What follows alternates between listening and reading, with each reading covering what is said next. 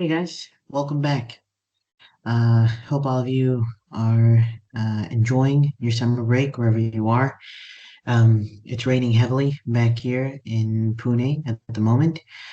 Yeah, I mean we have reached the 16th episode of this podcast. I can't even believe it. That we've reached 16 episodes. We've recorded 16 episodes at this point, and I'm even I'm really happy about the fact that I've been able to interview people across a span of 8 countries, including Canada, India, Australia, for this podcast specifically, Austria, Hong Kong, the United States, Netherlands, and even Switzerland with Mr. Boris Otter. And over the past few episodes, I feel extremely lucky to have had the opportunity to interview special operators. And as a kid, I used to, and I still am, really fascinated by the special forces. They operate with a high degree of security, but um, I do feel that they do deserve a lot of recognition, and they often have a lot of interesting stories to tell. And with this episode specifically, I got a chance to talk to a former Special Forces sniper. Now, getting a special operator to come and talk to me on the show itself was hard enough, but to get a former Special Forces soldier who had such a specialized role, like to be a sniper, I think it was a major breakthrough for this podcast specifically.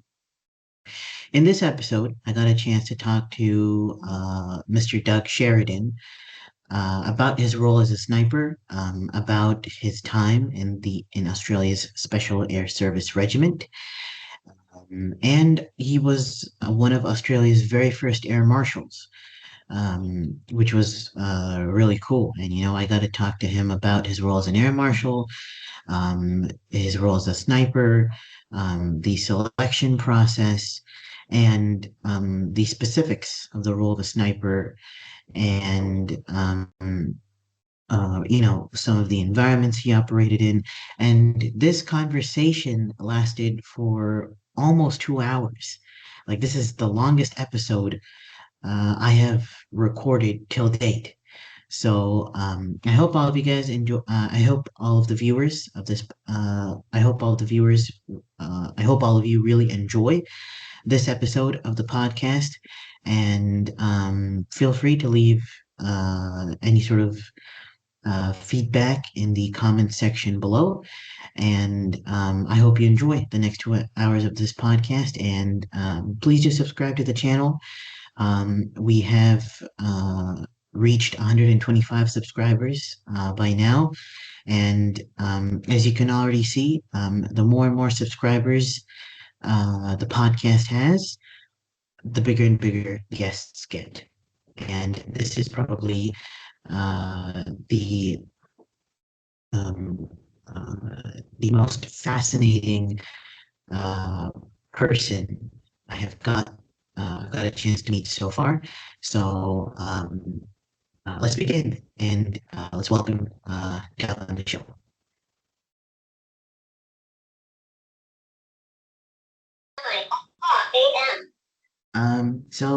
Welcome to the podcast, Mr. Sheridan. I'm so happy to have you on today.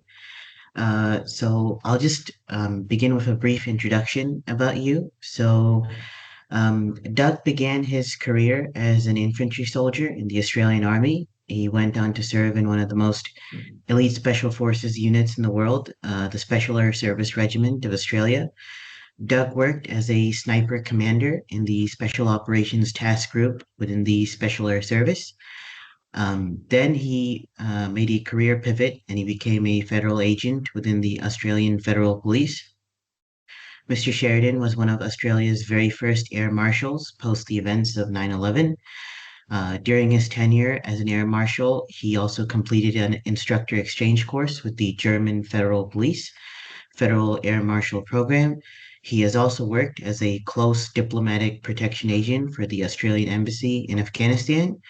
Before returning to serve again with the Special Air Service Regiment, Doug then completed a tenure as the AFP National and Offshore Police Tactical Group, a Special Operations Sniper Team Leader.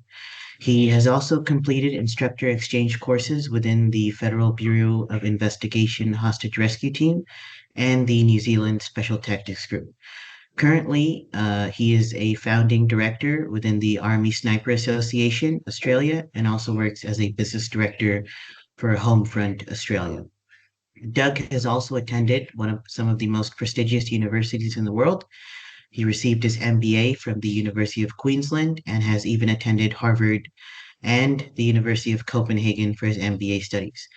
Thank you so much, Mr. Sheridan, for coming on my podcast, and I'm really happy to have you on today. Yeah, hello, Armand. Look, thanks very much for reaching out initially and inviting me to your podcast. I appreciate it. I've seen previously you've had a US Naval Special Warfare or a DEB operator, I believe, and a US range on your program. So I applaud your proactivity here, and I hope I can contribute to your listeners' experience and provide another diversity of Five Eyes or NATO allied special forces from around the world. So thanks. Mhm. Yeah. I like I typically like prefer to learn the background of every guest who comes on the show. So, just for like some context, what motivated you to join the Special Forces and then become an air marshal and a federal agent? Yeah, very good. I think what motivated me to join the Special Forces, particularly the Australian Special Air Service, I guess in a nutshell, has always been that want or desire to challenge myself, to try and obviously I'm goal orientated like a lot of people in this trade, but if I don't need a goal, I stagnate and I find myself in trouble. I guess mentally or intellectually, I need to keep pushing forward to another goal. And sometimes that goal can almost be it's unachievable. It doesn't really matter. Certainly improbable. And I remember as a child, my father was born in the UK or Ireland. So I think as a child, I was regaled by stories of British military history and certainly special forces. But I think as a child, when Princess Gate or the Iranian embassy siege occurred, and the British Special Air Service resolved that, I think I was 10 years old. So that was splashed all around the world then. You weren't born, Aman, far from it by that stage. But I remember, and those archetypal images, special forces images, see it in my brain, and I guess I was fertile ground to be imprinted with that. And from that moment, I was always drawn to the Australian Special Air Service. So that's what motivated me there. And I guess once I achieved that or on the way to achieving that and then achieving it, I guess no matter what I did, be that the military, federal police, or anywhere in my life, I gravitated towards the challenge of reaching the top tier, the top rung of that organisation or that discipline or skill. Okay. Yeah, I think, as children, all of us, sometimes do look up to the special forces in particular because like even as a kid for me, I used to oftentimes look up to them because they're your superheroes. So um and so you mentioned that you were an air marshal. So like what sort of training did you have to undergo to become an air marshal post the events of 9/11?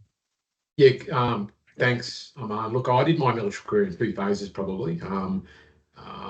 late earlys, early middle 90s, and then in the middle 2000s onwards. So in the gap between that, I spent 10 years in the federal police, and part of that, the segue or entry into the federal police was post 9/11, as you've just said. Um, and I went as an air marshal there, and that was immediately following 9/11, as you said. Did you want me to go through some of the training involved there, Aman, or do you want to Yeah, know yeah, what certainly. Yeah, look, Yeah. the background of that is you may or may not be aware was 9/11, as you know, immediately kicked off, unfortunately, to the global experience. And the Australian Prime Minister at the time, John Howard, was in the United States visiting, doing a diplomatic sort of visit. And the rumor goes that he made a verbal commitment to the US president at the time that Australia would support the United States, at least with aviation security, by formula or stepping up an air marshal capability, which we did not have at that point. So it was created somewhere around late 2000, beginning of 2001. What we did with that, it was a pretty vigorous paper selection, believe it or not much physical at that point, because it was time critical that we got this capability up and going for obvious reasons. So there was a rapid and stringent paperboard, for want of a better term. If you had a fair background, and at that stage I was an SAS operator, special forces operator, so that was considered a fair background. And we were selected and went straight into training, and that was they were trying to do that as rapidly as possible, but we still did something like, we had a crash action capability that was up in the air operational, holding station, so to speak, on the capability, whilst we backfilled the capability with real specialist skills. And what I mean by that is we did something like a 12-week training course, and in that we had to do a lot of things like law enforcement, or LE, operational safety tactics. Translated, this means close quarter fighting incorporated with close quarter combat, rather, or fighting that utilised open hand techniques, other weapons, less lethal weapons, and sort of segueing into or evolving into advanced combat pistol training, which involved specific rhythm and cadence drills for speed and accuracy. And this was combined into a fighting system in close quarters, where, much like you see the Israeli armed Krav Maga fighting systems, this is over 20, what are we looking at now? Well over 20 years, 21 years Yeah. ago, 23 years ago. So this was reasonably cutting edge stuff at the time. So fighting in a close quarter environment, over seats in confined spaces in a cylindrical cabin of an aircraft, fighting, incorporating literally, I guess, close quarter fighting to end someone's life if needed, combined with a pistol. So fighting with a pistol as opposed to pistol fighting. In that, we did advanced close quarter battle drills, focusing on, I guess, principles of speed, momentum, whilst delivering controlled violence at the back end of that. On that, we had to, because we were flying into foreign countries, and in international airspace, that meant if an incident occurred, that airframe may have to be dumped anywhere along the flight route, or if diverted, Mhm. could go anywhere potentially. So we had to have a good understanding of legislation, international legislation, and our federal agent powers. i.e. what could we do and what could we not do, and what would happen if we landed in a foreign country that may have been hostile at that point towards us. That is, what if we had to let's say, fight radical Islamic terrorists in the air and then dump the aircraft in an Islamic country like Indonesia? What occurred then? Mhm. What if, or what was the so what of that? So you had to learn all the political and, I guess, legislative nuances around that. A lot of those had to do with, I guess, the Tokyo Convention, I guess, international aviation law, In Australia, it's the Crimes Aviation Act. And that's, I guess that's the training, which all led to our mission focus, which was to prevent terrorists or threat agents from hijacking or taking control of an aircraft. Because then, as we saw in 9/11, it was our ultimate mission is to stop an air, not to save lives per se, but to stop that aircraft being used as an aerial missile, like the aircraft were in 9/11. And how we did that was our primary role was preventing, at all costs, preventing unlawful penetration of the cockpit or any unlawful personnel getting inside that cockpit and then potentially getting control of the aircraft. Okay. And like just so I'm assuming that logistics would have definitely been a challenge for the government because you can't put an air marshal on every flight because there's like thousands of flights operating every single day. But given the fact that you were one of Australia's very first air marshals, what were some of like the other challenges or changes faced by the aviation security industry? Like, how did these shape your role? Yeah, look, interesting. It was literally the global and federal. It's a global and federal security imperative, meeting civil aviation practices, and that was a unholy sort of meeting at first. What we realised when we started testing security capabilities and frameworks within Australia, physical, and I guess and practice frameworks, is that there were a lot of holes, a lot of inadequacies that we discovered initially.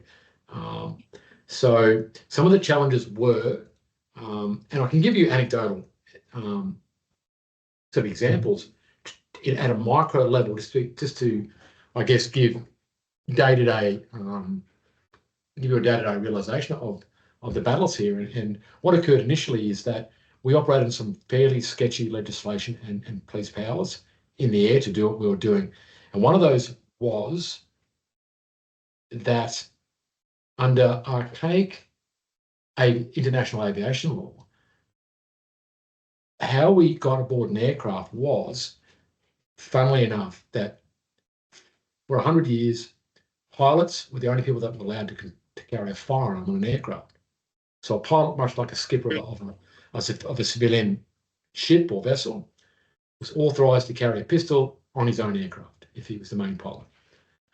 Or in the legislation said that his agent could, an agent of the pilot. So what we had to do is tenuously be the pilot's or the skipper, the lead flight officer or pilot, be his agent. So what we used to do is have to ring up via ACARS or some other communication system that was secure and request permission from the pilot, the skipper.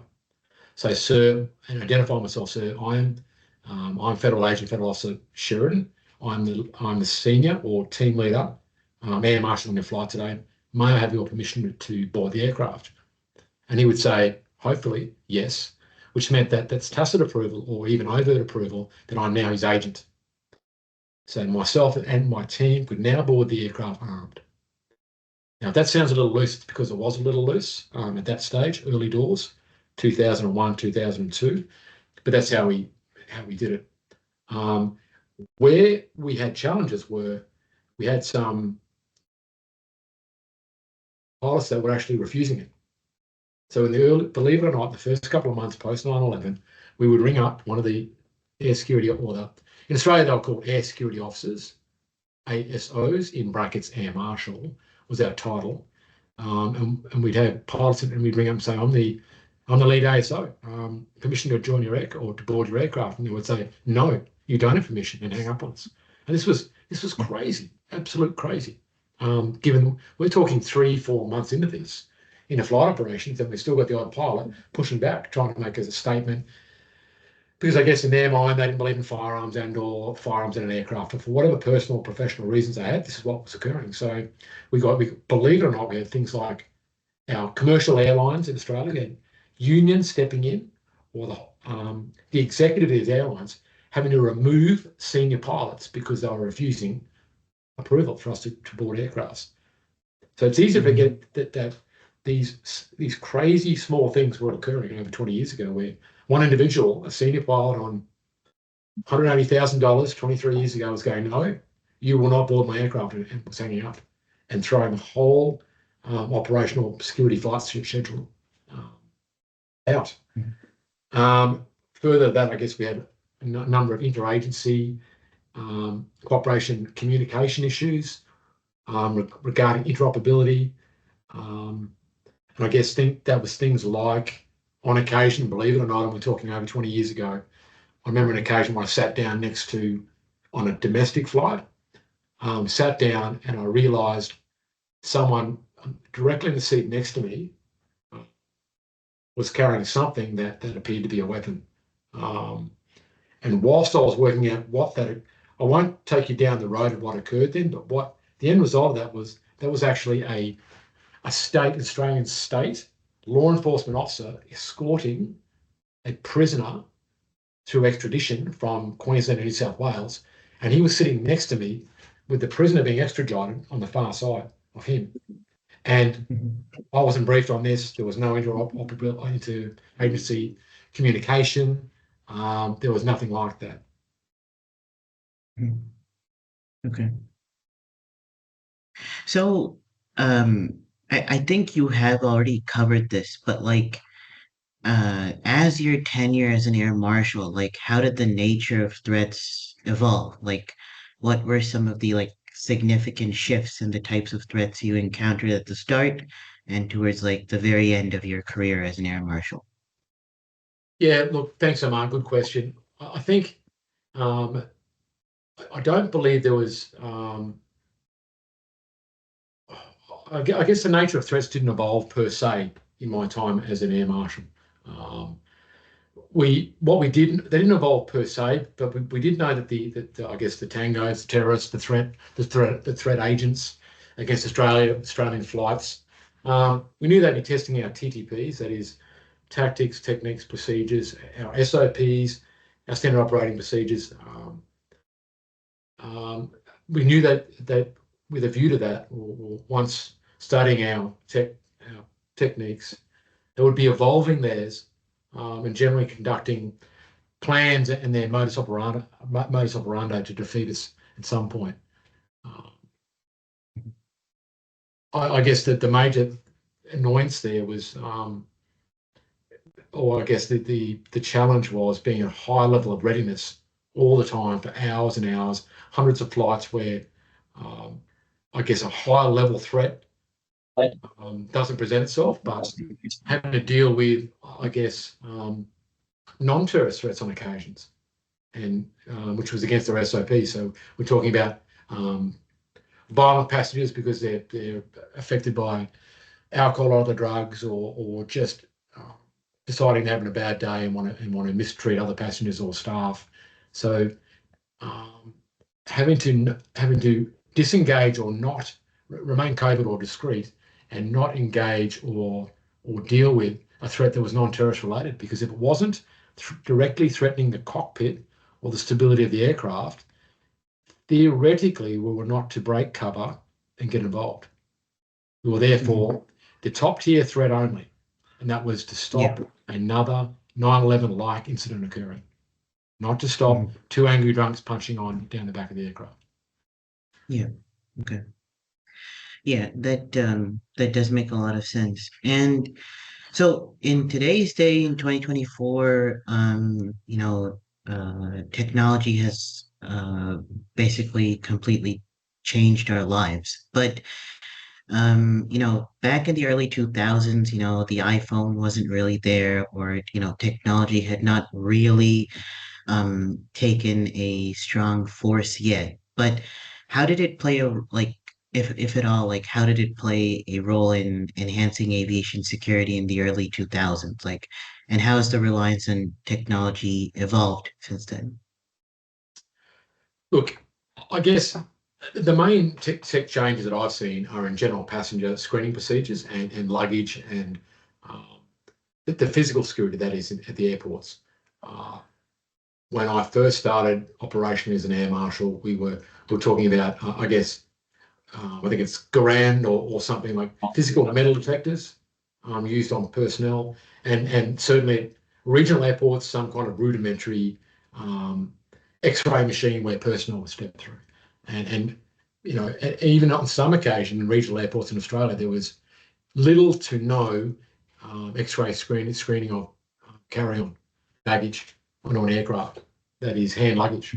So as 9/11 evolved, sorry, the events and security after 9/11 evolved, the physical security checks of the airline from check-in, from baggages going through physical onboarding, from passengers passing through security, and both their persons, as in going through instead of just X-ray machines or handheld metal detectors, are now going through full body scanners or full body X-rays now that were very detailed and sensitive. And certainly the the percentile or level or number of items of hand luggage that were being um, physically examined and X-rayed started to change. And of course, things like looking for bomb or bloody explosive residue on individuals as they pass through security, and certainly things like EOD dogs and bomb detection dogs went up. So all measures of physical security um, increased exponentially. But certainly we talk about systems tech upgrades and improvements on interagency operability and aviation-specific intel or intelligence sharing between agencies. So in Australia, we talk about internal, external. I guess in Australia, we would look at things like agencies like ASIO, looking after internal security, communicating with certain departments within defence communications, certainly Australian Federal Police and other agencies would share information and pass them through in real time or near real time to airlines and to us to enable us to do threat driven operations or actions to try and counter them as fast as possible. So I guess it's tech and systems upgrade, um, communication methods and speed of transference of intel, and I guess certainly just the physical scanning techniques and the increase in the procedures around that. Mhm. Okay. And so I think you already like answered this question beforehand, but you like you just kind of said that um you're kind of like the last intervention force as an air marshal. Like certain things, like fights between passengers, you won't really intervene. But um, still, like, how did you balance like the imperative of aviation security with the need to maintain a smooth passenger experience, like especially in the immediate aftermath of 9/11. I'm sure like the passengers must have still been scared, and at the same time, you have to do your job. So like, how do you balance those two things? Yeah, look, this is a fairly short answer and an easy one. We essentially didn't, Aman, because we were covert or discreet, as we like to say at the time. No one was aware of us, so Mhm. we didn't impact on their smooth experience because they weren't aware of our presence, and we certainly would not react, as stated, to anything that was like I use the term tier one, but the highest level threat being that of a terrorist or threat agent or agents trying to gain control of an aircraft to use it as a flying missile. Anything short of that, we weren't to react. Um, Mhm. of course, there's some blurred boundaries there, and you can probably think of imaginary, or sorry, not imaginary, but theoretical instances where the line is blurred there. And I can give you an example later where I did act in a in an aircraft outside of what I've just stated, but essentially the passengers weren't aware of us, so we didn't impact on them, and their experience was what it would have been if we were present or otherwise. Mhm. And so aviation is definitely I mean it has a so like given the international nature of the aviation industry, like how did the Australian authorities like collaborate with their counterparts in other countries to enhance aviation security? Look, what we did do is we conducted a lot of familiarization training. That is when we started reconnaissance flights or into different countries like the United States, where we would fly in initially, and they were non-operational. They were kind of reconnaissance admin flights, administration flights. What I mean by that is, well, we were working obviously, but we were unarmed initially, just to test out procedures, actually walk the route and conduct all manner of I guess, infill, exfil from Australian airports through security onto the planes, onto the aircraft. In the United States, for example, egress or exit the other end, um, meet our federal air marshal counterparts or the US FAMs, and then work out and prove the most smooth, I guess, efficient and security conscious methods of getting in and out of each country. So that was the first thing. Once we did that, we obviously did a lot of knowledge sharing with the United States and other countries to know how they operated. They learned how we operated, and then conducting, I guess, operational exchanges, but also instructor exchanges, just to ensure that there was smooth interoperability, and all parties, stakeholders, had I guess, a firm understanding of how each operated to ensure there was operational deconfliction of any issues, and to ensure that things went smoothly. Um, Initially, we certainly leaned hard on the US experience because they'd been conducting, US air marshals have been operating somewhere from around the early 60s, I think, from memory. So that Mhm. whilst their capability was far smaller prior to 9/11, they've been doing it for a long time. So we leaned on their experience and tried to learn a lot from them, whilst making it our capability an Australian friendly capability, i.e., it would work, um, and under all frictions, it would work in Australia. On that, as I said, we work with the United States heavily, but countries like Singapore and other European countries that maintained an air marshal capability. Keeping in mind, immediately post 11, not all countries adopted an air marshal program. Some, like the United Kingdom, for instance, Great Britain, refused to stand up an air marshal capability for whatever reason. So not every country, not every allied nation, when I say allied to the United States and Australia, not every allied nation adopted it, um, curiously enough. Mhm. And so I just have like two more questions about your role as an air marshal. So looking back, um, looking back to that period of time, like what are some of the most critical lessons learned from aviation security challenges of the early 2000s, and how can these lessons be applied to current and future security efforts? Look, I think one of the big ones is intel sharing between friendlies, both Mhm. domestically and internationally. So we learned from, I guess we're probably all well aware of some of the shortcomings that led to 9/11 occurring in the first place. That is domestic security shortcomings in the United States, much like intel not being shared from from some domestic agencies to others, which led to a breakdown in I guess, awareness or early warning that this was even possible or about to occur. So we've learned that we must intel share, um, I guess, a timely fashion, or in a rapid, timely fashion. We must do that both domestically with our own people, but also to our trusted allies. So we need to help each other out with intelligence gathering and passing of information. And I guess we need to learn that, there was a lot of intel for a number of years. We'd seen hijackings occur previously in third world nations and in Europe, and we'd stopped a lot of potential catastrophic aircraft hijackings prior to 9/11.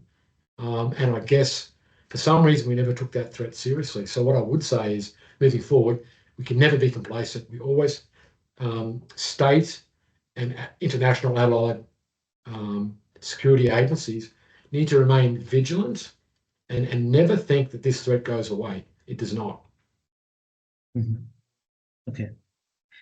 And so the Australian Federal Police were responsible for the Air Security Officer program, and this agency was dissolved many, many years ago. And again, I'm not sure, but I believe the concept of having an air marshal on board is not as prevalent today as it was in the early 2000s.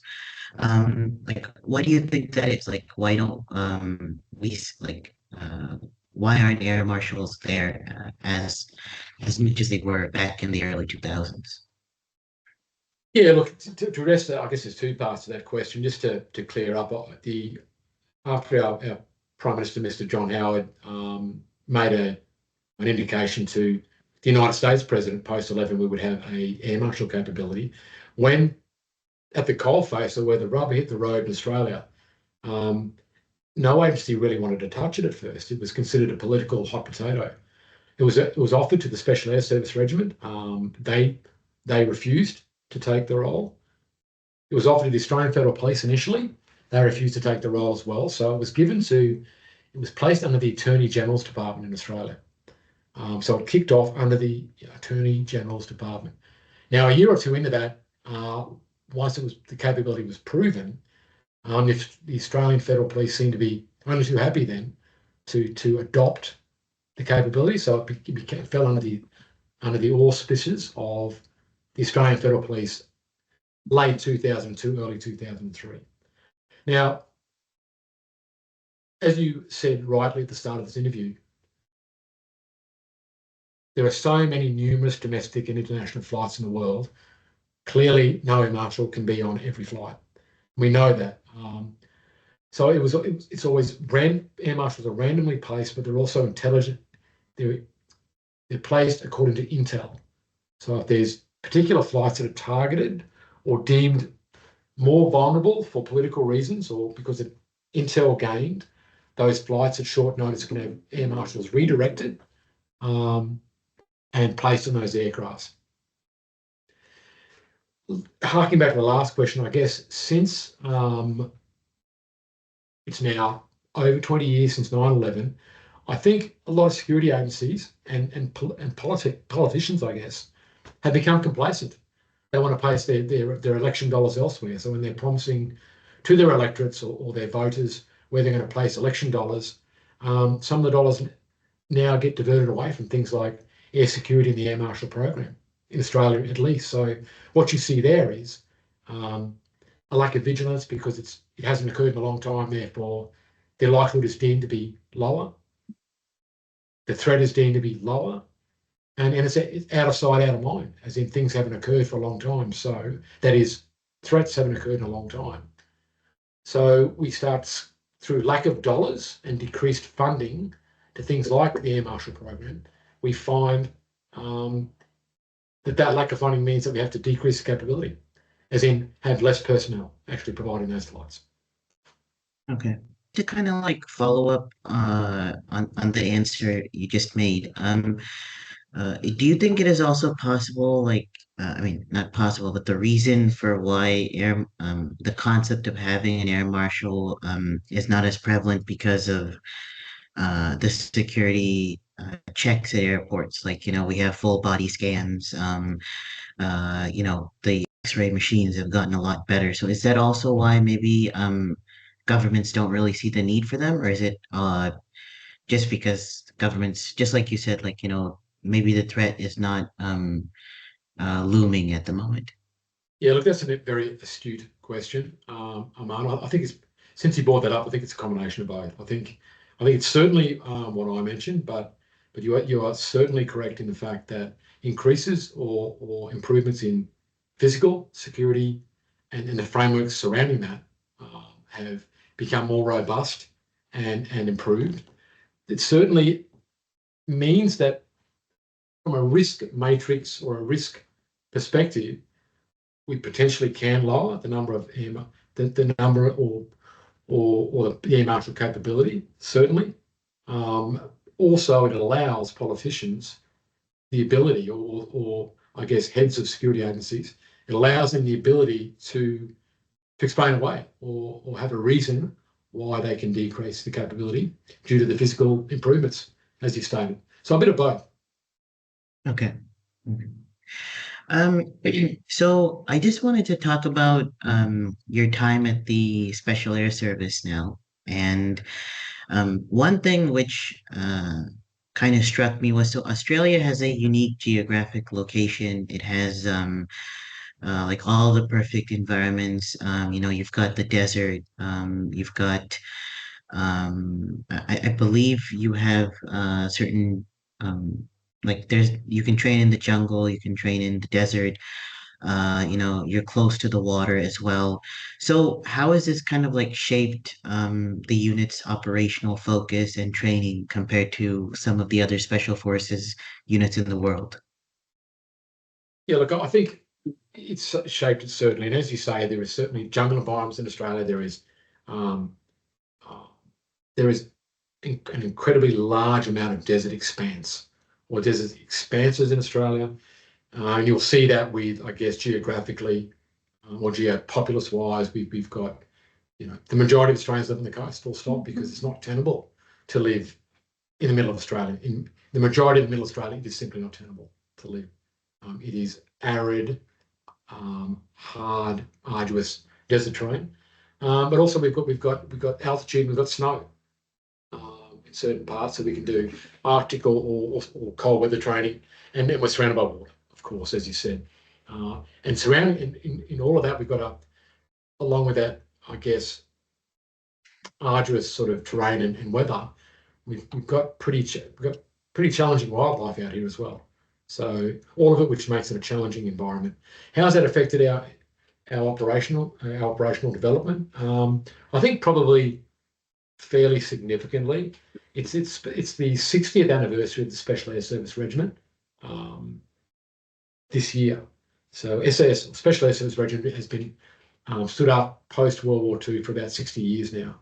The genesis of our special forces, some would argue, started in the South African Boer Wars of the late 19th century. So into, I guess, even elements of our forces in World War One. But true special forces started with their independent commando companies, I guess, in World War Two, and Mhm. a force called Z Force, which both those agencies or forces battle hard against the Japanese. So I guess our operational imperative has revolved around, as we said, deserts, style, and warfare. The ability to control or wage warfare across vast expanses of land and desert in Australia, and certainly a preponderance or a heavy focus on jungle training, because our nearest neighbour, straight off the coast of Australia, we step straight into New Guinea, Indonesia, straight into Southeast Asia. So on our doorstep, if it's not Australia, it is jungle. So that has really shaped us. Uh, and I guess due to all of that, if you look at the landmass of Australia compared to the United States, it's not dissimilar.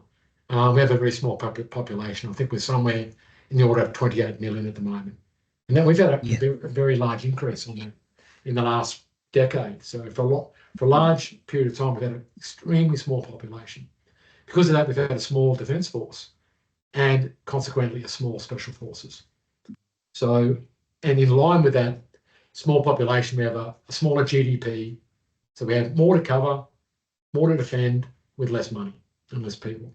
So that's really, I guess, shaped how we do business as a defence force and as a special force.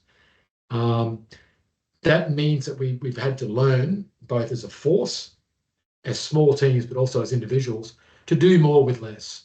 And as an individual, that could mean you need the ability to walk further, drive faster, drive further rather, swim further on less food with less water. So long range strategic reconnaissance with minimal resources. So I guess what this has occurred is that we've learned to have an absolute reliance, not just on small team selection, but also every single individual in the Special Air Service is exhaustively screened and selected. Now, I know that is true of all special forces, of course, but I believe we take it to the next level here. there can be no weak links. There can be no person that requires more food than another on a long range patrol, or more water, or can't go as far, or something. So intellectually, physically, mentally, and emotionally, our operators need to be as highly resilient as possible, and we exhaustively select for that. And to give you an example of that is, I think someone like a unit like the British Special Air Service, I think they say openly that they select from proven star performers who were soldiers already. So soldiers or sailors that were proven star soldiers. But a star regular soldier or sailor, in the case of Royal Marines or Special Boat Squad, or I guess in the United States perspective, we've got the Navy and the Marine Corps and so on. Just because they were a star performer in their regular trade outside of Special Forces, that's irrelevant in the way we select Special Forces soldiers in Australia. We select individuals and personalities and character. From there, we can train them to do anything. And that's our mantra and our mentality. We don't look for the proven military person already. We look for the character and the person. And from there, we can train them to do anything. And that's, I think, the nuance or the difference between how we select compared to someone like the British SAS may select their personnel. Okay. And like as a part of the selection process, so I was just doing a little bit of reading just about it. So um, everyone has their own specialization. Just as you said before, people train for CQB, close quarter combat, and everyone is certified for parachute operations. You do high altitude jumps, halo, HAPO, HAHO operations as well. So like just how has the selection process changed over the years? Like, uh, I mean, the world of warfare is changing by the minute. So Yes. how does how does the selection process adapt for these evolving threats and societal changes? Yeah, that's interesting. Look, I guess Australian Special Forces is Australia's Tier 1 Special Forces unit, and I guess over the years of its history, it's had a range of tasks and responsibilities or roles, and as decades have come and go, the reliance or the importance of each of certain roles have ebbed and flowed. So we've gone from initially things like long range strategic reconnaissance, much like you would think of in the long range Desert Patrol Group or the British SAS of North Africa in World War II, those sorts of roles, through to we still maintain that role. We do things like special warfare or guerrilla warfare, that is standing up Indigenous local forces to conduct that where necessary. We talk about strategic recon itself, long range SR. Um, as you said before, what we've touched on is domestic counterterrorism, but also offshore counterterrorism as it pertains to Australia's national interests. Certainly special recovery operations, that is recovery of Australian nationals overseas where needed. And a lot of those have ebbed and flowed over the time. And what that meant was, for a lot of our history, in my view, the Australian Special Air Service, is that we've tended to select highly resilient individuals that could endure on all fronts. And that's what I mean. What I mean by that is, when I first joined in the 90s, it was nothing to be told that I was prepared to go on a special reconnaissance or long range reconnaissance patrol in an operational zone, and that could be prepared to be gone for 4 to 5 weeks on foot with no resupply once we're dropped. So clearly no one can carry 5 weeks of rations or water for that, but we were just expected to improvise, just make it happen. So however we did that, if it was an arid environment, on infiltration or infill or insertion, we may take extra supplies of water and cache them. So insert where we are and move, cache them, then move on, and then come back and somehow resupply that way. Or just live off the land and or local resources. So there was a massive reliance around sorting out our own resources where necessary, sourcing them locally and or just using our initiative. So what that tended to produce was what we call racing snakes, colloquially in Australia, is guys that could run all day, could march all day, carry massive loads, like looking like when they had their pack and they look like an ant with a breadcrumb. All we could see was this massive pack and small pair of legs underneath it. So it was endurance, stamina, and the ability to go long periods of time with limited food and water. How has that changed over the years? Well, we started to step into things like Iraq and Afghanistan. It became more long-term urban. So that meant your resupply lines were closer, your line of communications were closer. So you could get food and water, you could get resources, supplies far easier, which means the reliance on long operations without resupply wasn't there anymore. So you could eat and drink it well. So what that meant is, believe it or not, is that the average operator became bigger and larger, as in had the ability to hold weight. When I first joined, you would literally, you'd spend 6 weeks in and around barracks working hard. You might go to the gym, twice a day and you might do PT 3 or 4 times a day and go to the gym for 7 or 8 sessions a week. And you could get the opportunity to put on some real lean muscle and size and power to sort of use that in operations. But then you might go field or go on operation for 4 to 6 weeks and you would lose 12 to 14 kilograms. And you'd come back and you're literally gaunt, like some kind of POW figure out of World War II. And you would have to rebuild that. So what it meant is you could never gain any large physical size, muscle-wise. So you're explosive endurance operators, I guess, or endurance and operators with high stamina.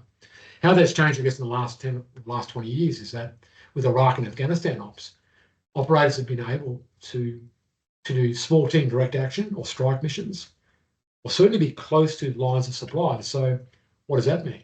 It means whilst you're on operations in Iraq or Afghan, you can be doing gym sessions 5 days a week. You do a half force, or you helo onto a target at 4 a.m. Quick march in or stomp in 5Ks, hit a target, stomp out, get extracted, and you're back at base by 11 o'clock. You're having lunch and you're doing a gym session, then having a rest in the afternoon. Going to a punting cycle and doing it again sometimes. So what this means is the operators can now be bigger, heavier, with more lean muscle mass. So the training has changed that way now. Our operators can't necessarily walk 30 kilometres a day carrying 65 kilos for a week because they're not trained for that anymore. Mm-hmm. So that has affected the training. It's affected the physical makeup and the type of physical operator we have nowadays. Yeah. Okay. And just to follow up on that, so special operations are quite diverse in nature. It's not like everybody is going to be doing the same thing. And your specialization was a sniper, but could you maybe just talk about does the unit have any specialized subunits or roles? This unit, this specific subunit, is responsible for this or something like that. Yeah, definitely. And I guess that there's certain parts of the unit that, without being silly, that I can't mention in an open forum here. But open source specialties that I can mention are things like we have 3 basics or 3 main streams or categories that operators fall into. One is mobility operations. So they're called mobility operators. So they do all things mobile, and that's land mobile. So trucks, armored vehicles, motorbikes, all-terrain vehicles as in ATVs, motorbikes, I think I said, anything to do with transporting across land. And that's these streams are mostly designated by their insertion and extraction specialty. So mobility operators specialise in insertion and extraction, infill and exfil by land vehicle, whatever that be. The second stream would be air operations or free fall. So as you say, HALO, HALO, different types of shoots, different types of methods of air insertion they specialise in. And then the last category or specialty of insertion is water operators. So they deal in all types of insertion, water-based. So that is diving, that is land-based diving, ship-based diving, infill, exfill from submarines, small boats, I guess fast rigid hull inflatable boats, traversing, canoes, and assault swimming. So that's the third category. But as you mentioned, keeping in mind that all SAS operators at basal level are parachute qualified, and they're qualified in all land vehicles and small boats as well. So particularly when we move to counterterrorism operations, that's fairly poignant. All operators can parachute in, can drive in whatever vehicles they need individually, and can at least surface swim in or come in off boats.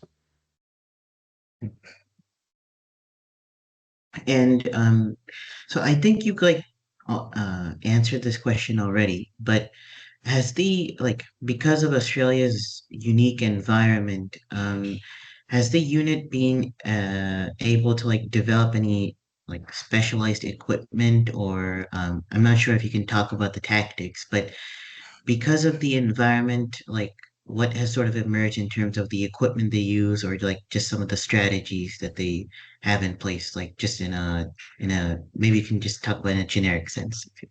Yeah, definitely. And I guess as you said, I probably mostly answered that, but I guess an anecdotal or a real tactile or tangible example of this is our long range patrol vehicles or our six-wheeled four-wheel drive vehicles that we deployed in Iraq and Afghanistan. I know that when we deployed into Afghanistan initially, and certainly Iraq later, and I'm talking second Iraq, early 2000s, it was quite surprising to Allied forces, and I think particularly the US, that we could survive so long without resupply in the deserts of Afghanistan and certainly parts of Iraq. It was nothing. We could certainly, whilst we would be air resupply where necessary, it was nothing for a vehicle patrol to roll into the desert and be gone for 2 or 3 months. That wasn't an issue at all. There's cases of us because we select individuals and there's a huge reliance on cross-training and cross-skilling. We've got a number of vehicle mechanics in each squadron who are bona fide operators, but vehicle mechanics, so we've had whole engine blocks, whole engines airdropped into the middle of the desert, and our own operators have replaced engine blocks of whole engines and have our long-range reconnaissance vehicles. Ourselves, just with a block and tackle, we've done that. So I guess it allows to reaffirm what I said before, what we've learned to do with our environment and resources is operate both our vehicles, our equipment, our personnel. We're all designed and have the capability to operate for long periods of time over vast distances with minimal resources. And what that requires, is always required, is resilience, toughness, but certainly a higher level of cross-training and initiative displayed at all levels. Mhm. We make do. We just simply make do because we have to. Okay. And just a final question I just had about the unit is like, I mean, obviously the unit operates with a very high degree of secrecy, but how do you think the Special Air Service Regiment has contributed to Australia's national identity and the ethos of the country? Yeah, look, certainly with technologies, I guess the motto of Australian Special Air Service is who dares win. So if there's tech out there, or if there's ideas or emerging philosophies on warfare, you can guarantee that we're playing with it and we're at least testing it, running it through R&D and seeing if it's worth keeping or throwing away. How has the unit contributed, I guess, to our national ethos? I guess I'm unsure, except that it falls in line with with it, with our mentality. I know that the Australian public seem to be intensely proud of the Special Air Service, that it's a tier one unit that is interoperable and comparable with any special force in the world. I guess it's 2024 and the whole world, we're becoming a global society. National boundaries are shrinking and or disappearing, one would argue, but certainly Australian being starting out as, I guess, what one would predominantly say was a convict nation, a British convict nation. There's certain belief that there was a convict mentality or that existed within the Australian populace.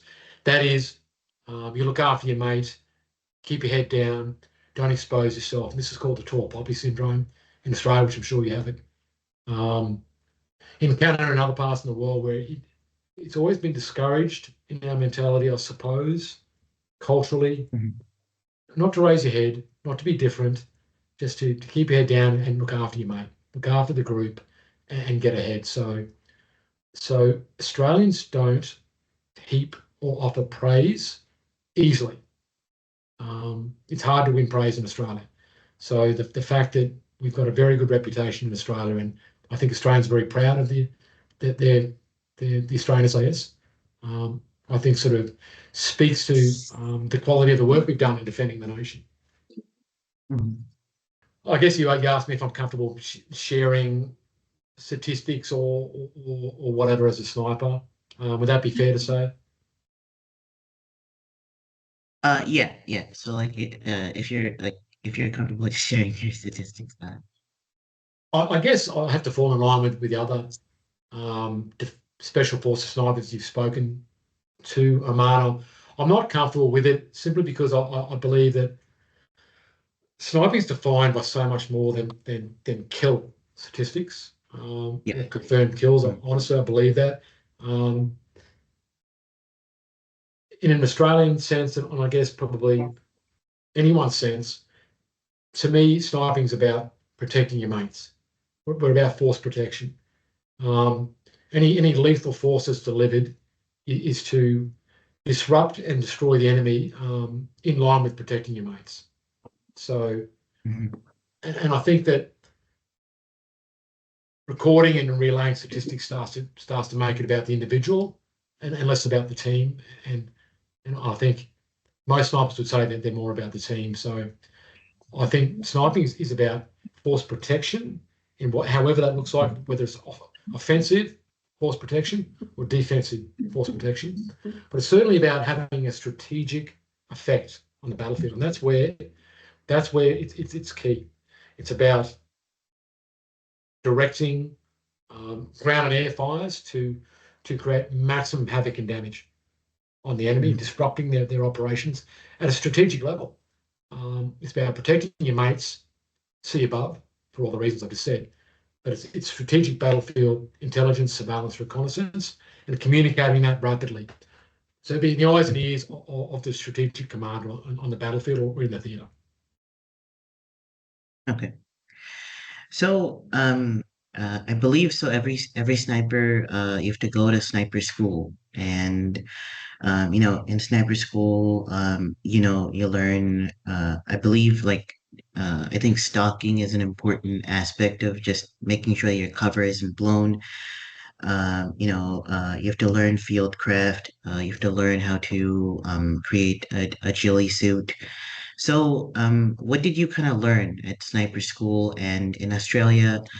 Like where, if you're comfortable sharing, like where was the sniper school located? Like in what sort of an environment was it? And lastly, like how important and relevant are like mathematics, physics, and Yeah. weather conditions for a sniper? Yeah, look, I think I was very lucky when I was younger. In my career, I've been to infantry, sniper school.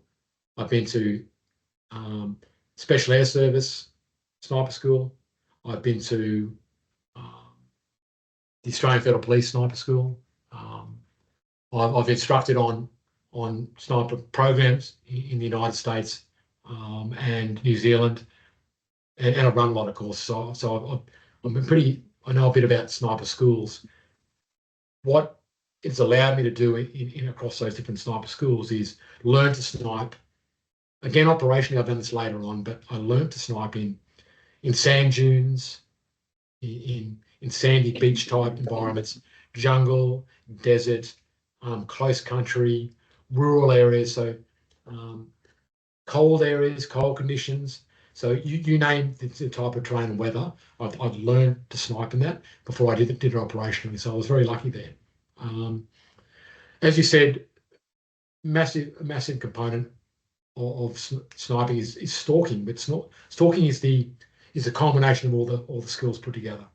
So I guess the skills you learn at basic sniper school, where I did that at the Australian Army School of Infantry, my initial sniper course. Later, I did things like my Special Air Service Sniper School in Perth, in Western Australia. But you learn things like shooting, obviously. You learn camouflage and concealment, the ability to move, how to camouflage yourself, how to conceal, and how to move through different terrains. You learn how to judge distance. That's with technology, but also with the naked eye, in case technology fails, or you don't have the ability to use technology. And that is, you have to rip off a snap or rapid shot at a fleeting target without preparation. You need to just judge that and set your sights, set your dope on your weapon yourself, and dial in it and take that shot. So you need to be able to do it with the naked eye through judgment. You need to be a skilled and trained observer. That is, you need to be able to use all the different types of optical technology to surveil, to counter snipe, that is, to locate and detect other snipers, or just surveil large amounts of terrain for long periods of time and be able to pick out the important things as fast as possible. One, to report them, or two, to engage and neutralize them. So they are massive. And of course, you need to navigate. Use all forms of navigation across all different types. So can you navigate in the air, as in whilst parachuting? So parachuting, water, land, vehicle, foot navigation. And the better you are at it, normally, the faster you can do it. The faster you can do it quite often means that your operations, you react faster than the enemy, and you're proactive. So it increases the effectiveness of how you operate. So I guess, how did I find that training? I found infantry training, I found sniper schools, I found the selection course for the Special Air Service Regiment. I found it punishing and hectic, like nothing else I've done in my military career. Both the Special Air Service and my infantry sniper school were the only environments I've ever seen grown men cry. And that was, they were the people that weren't selected, the people that were binned, ruled not suitable, and removed through performance or character, or lack of special forces or sniping character, or wherewithal. And what I mean by that is, they weren't sacked because they cried. Of course, what I'm saying is that these are grown men that want a goal so badly. That is, their whole life is centered towards becoming a sniper, or becoming a Special Air Service Regiment operator. That is the whole reason for being. So when they fail or realise that they can't do it, they break down. It is literally, at the time, the end of the world for them. So it's punishing. It's quite confronting to watching other men whose dreams have come to an end. Before your eyes, you can see their dream is now gone. It's vanished in front of them, and watch them crumble because of that. But is it the chicken or the egg? Did they not meet the requirement because of those sorts of, I guess, subtleties in their nature? I'm not sure, but very punishing. I guess, on top of what you said before, mathematics essential? I guess not advanced mathematics like trigonometry or things like that, but basic mathematics is absolutely essential, and the ability to do them rapidly is essential. So, for instance, if I can adjust the fire, if I can do calculations in my head to adjust fire through an optic without pulling my head away from the optic. I can just on comms relay it through, and I can adjust fire without stepping back and having to use a calculator or write it out. It means that I can rapidly adjust fires to neutralize or destroy an enemy much faster, which means we're inside that OODA loop. I'm more proactive than I am reactive, and I'm inside. I observe, I orientate, I make a decision, I act faster than the enemy. That means I'm inside the OODA loop, and I'm rounding them up faster, and I'm outplaying them, and I'm outmaneuvering them. So it is part of that rapid movement. And of course, when we talk about mathematics and physics, we talk about internal, external, and terminal ballistics. So there's a lot of calculations made around external ballistics, that is, making allowances for physics and weather conditions. So the faster you can do those mathematics, either in your head or on a calculator, the more effective you're going to be. Mhm. And like just out of curiosity, like um, how does operating at night or just like maybe operating in like strong wind condition, like strong crosswinds or even let's say rain, like how does that just affect your job as a sniper? Yeah, that makes it very hard because it makes it more difficult, I should say, because night usually, no matter what anyone says, it's going to impact on the range at which you can engage. No matter what, um, we talk about longest kill shots, yeah, being 2.2 mile, something like that. That's never going to happen at night because optics can't carry the capability out that far. So the range at which you can engage at night is going to be reduced simply due to the optic systems and technology. Simple. Things like high winds, um, humid or rain conditions, they introduce more adverse climatic conditions on internal and external ballistics, i.e. there's more factors to calculate and make allowances for, which means inherently your percentage of hitting is going to lower, no matter who you are. If you're firing in a brightly lit day out to 600 meters with no wind, centrally to a static target, of course you're going to hit that far more than you're going to hit a fleeting or moving target that's moving away from you diagonally at night in rain. Of Mhm. course, your percentage hit is going to be lowered. So it makes it, to answer it, I guess, succinctly, it creates more adverse conditions to the art of sniping. Therefore, um, it's going to make your chance of hitting statistically lower. So how do you compensate for that? Well, you just, at night, you make sure you get in closer if need be.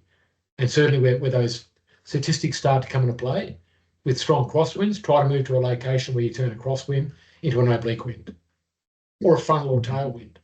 So it's about choice of your final firing position or location. So choosing of positions and tactics to minimize the effect of those climatic conditions, whilst ensuring that you make you dial in all your date corrections and make your correct elevation and azimuth allowances to compensate for that as well.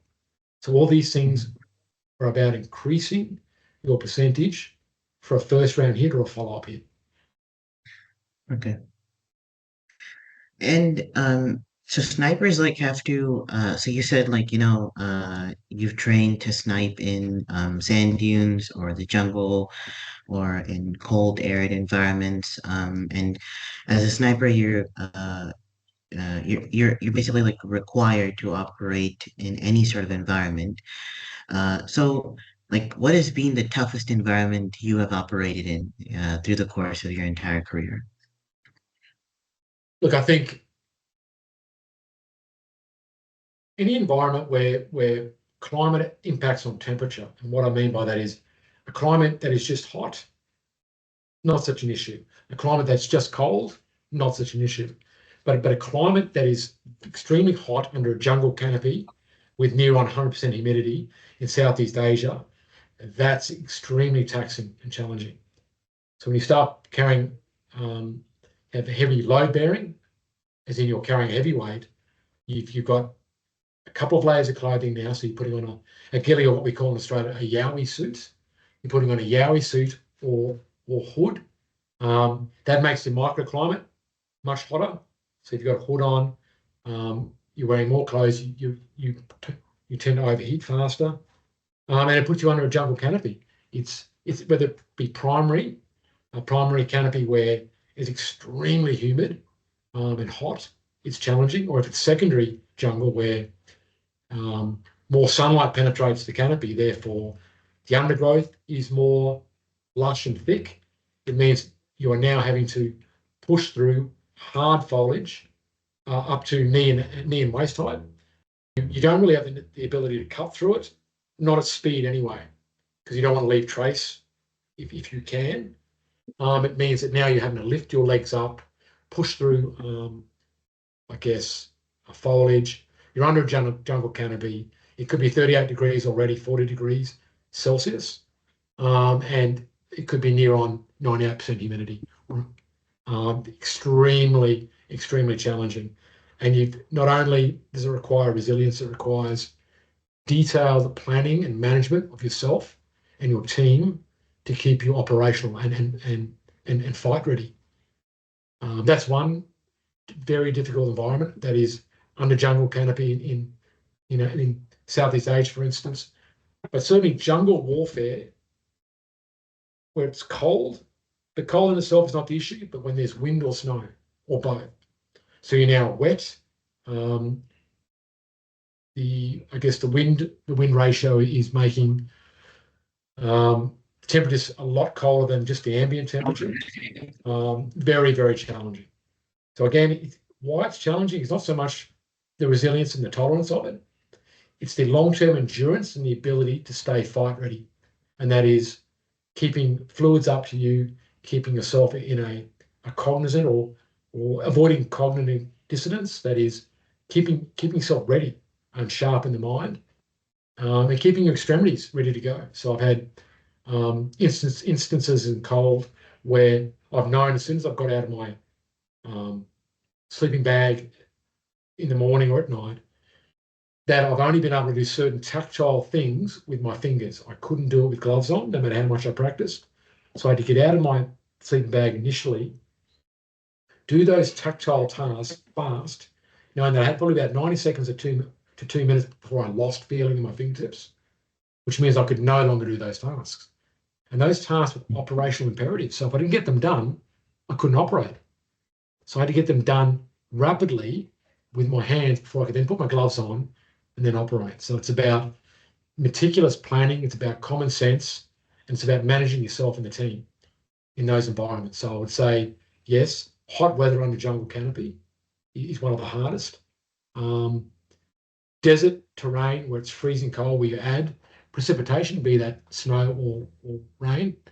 But I guess the third one that's difficult is when I was, as a diver, operating in near freezing water temperatures, so very cold temperatures in Bass Strait in Australia, between Tasmania and mainland Australia. We're very cold, temperatures of maybe, I don't know, 8, 9 degrees, very, very cold. Still wearing wetsuits, not dry suits, but extremely difficult to operate in a water capacity. So near on Arctic conditions or cold conditions where you're diving, very difficult as well. Okay. Yeah. And so apart from like just being a sniper, you were like also a sniper commander. And I'm just assuming that you had some sort of like leadership responsibilities as well. So like as a sniper commander, what sort of responsibilities did you have aside from just your role as a sniper?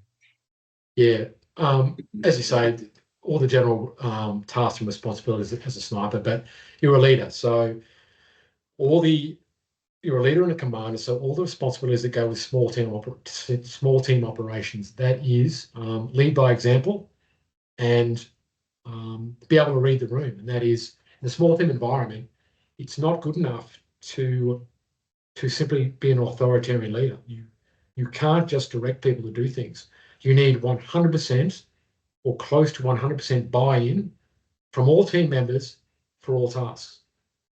So what that means is, in some ways, you need to be a bit of a democratic leader, Um, Certainly, a leader displays common sense. So, whilst small team operations and sniping is usually about bringing order to chaos or chaos to order, and what I mean by that is rapid decision making and actions.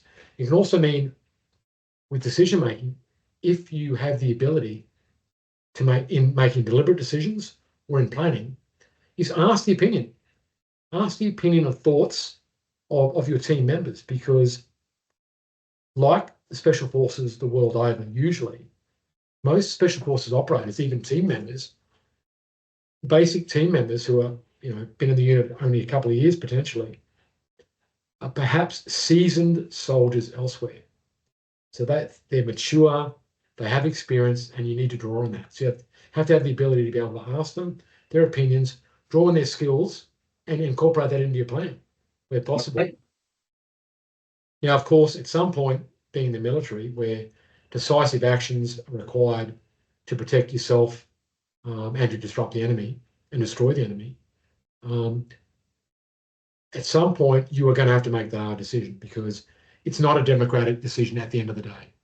Whilst you might use a democratic process to get there, the decision is not always democratic. You as a commander will have to make the decision. So you need the moral and ethical strength to shut down arguments as well, or shut down diverse points of view and make a decision in the end. So you need to have that strength and ability to do so. What other skills do you need? You need to be cross-trained in all things. You need to know the job and role of each of your team members, or if you have a specialist team member on board for a task like a JTAC or a joint terminal air controller or an interpreter or an electronic warfare specialist, you at least need to take the time to have a solid understanding of what their role is, to operate with them and to effectively use them. More to the point, you need to be a skilled navigator as well in all terrains. And when I say skilled, it's not good enough to be a deliberate and sound navigator. You need to be a master of navigation, both by day and night, from the air, on the ground, in the water.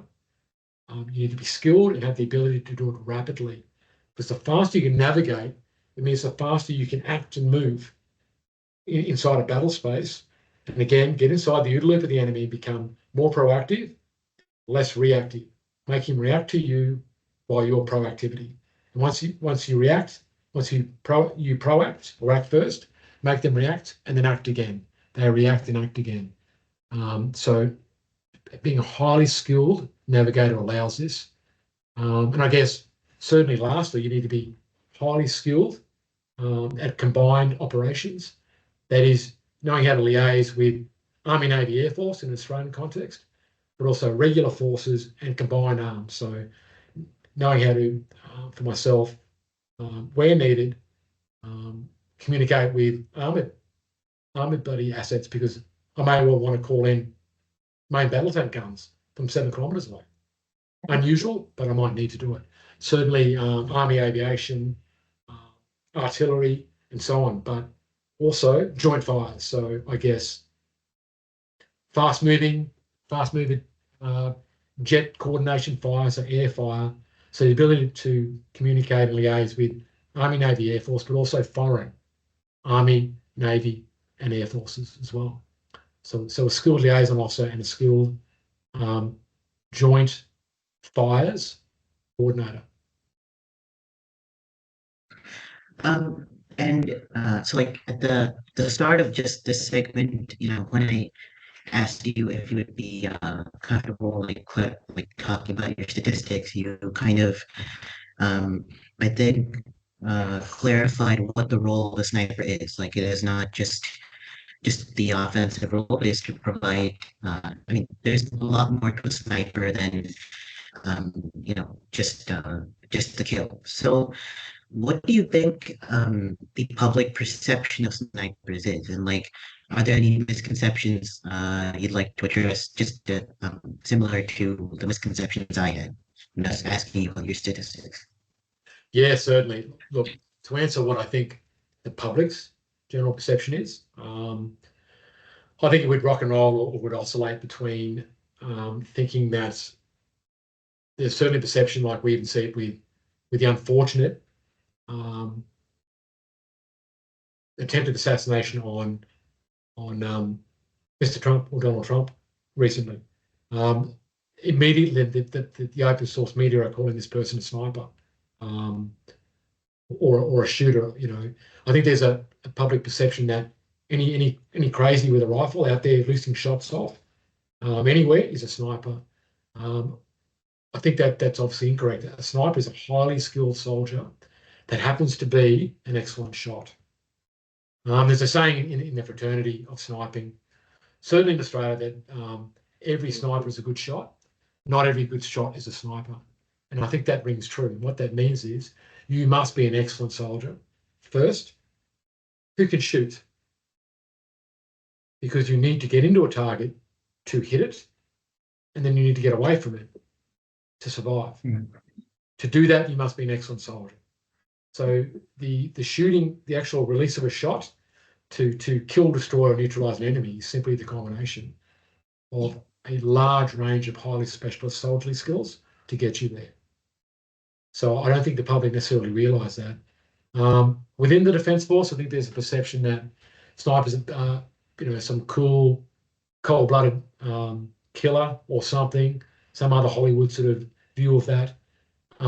Whilst that is correct insofar as you need to execute your role, whilst detaching yourself from any emotional aspects that may pertain to that, the fact of the matter is, in my view anyway, sniping is about protecting your mates.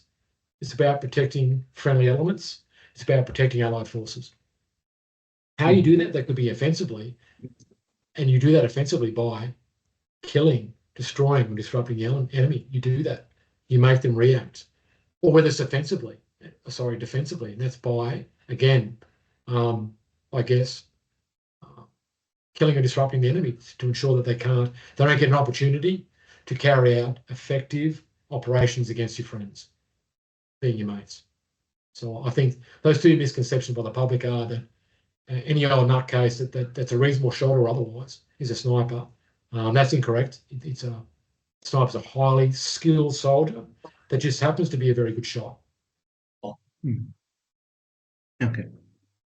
And so you spent time not just as a special forces sniper, but you've also worked as a police tactical group sniper. And I think again, I'm not sure, but I feel like a police tactical group sniper might spend more time or the majority of their time in like an urban setting, whereas maybe a special forces sniper will spend more time in other environments. But what are some of the differences between the two roles, like between a police sniper and a special forces sniper?